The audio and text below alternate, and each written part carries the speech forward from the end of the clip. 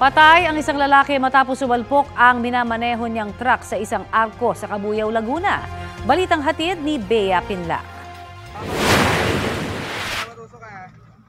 Wala ng buhay nang may labas ng rescuers ang driver ng truck matapos ang halos 3 oras. Pasado alas 9 kagabi nang sumalpok ang trailer truck na ito sa arko ng Barangay Marinig dito sa Cabuyao, Laguna.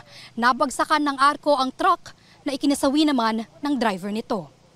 Sobrang taas po siguro ng truck, hindi po napansin ng driver na hindi po ganun kataas ang aming arko. Nadali po ng arko ang truck. Ayon sa barangay, may sakay rin na pahinante ang truck. Nung po dumami po yung tao na humingi siya ng tulong, bigla po nanakbo yung mismong pahinante. Hinahanap pa siya ng barangay para malaman ang buong detalye ng nangyaring insidente. Palaisipan din sa barangay kung paano napadpad ang truck sa lugar. Hindi raw kasi talaga dumadaan ang mga malalaking truck doon dahil makitid ang kalsada at may mga road sign ding nakapaskil. Yung gatong kalaking truck po ay talagang hindi po nakadesign po yung aming barangay o yung arko po namin na gatong kalaking sakyan po ang dumaan.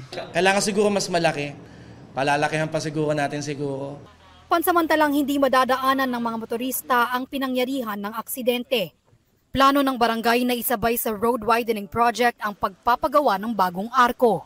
Bea Pinlac, nagbabalita para sa GMA Integrated News. Kapuso, para sa mga maiinit na balita, mag-subscribe sa GMA Integrated News sa YouTube. Sa mga kapuso naman abroad, subaybayan nyo kami sa GMA Pinoy TV at sa www.gmanews.tv.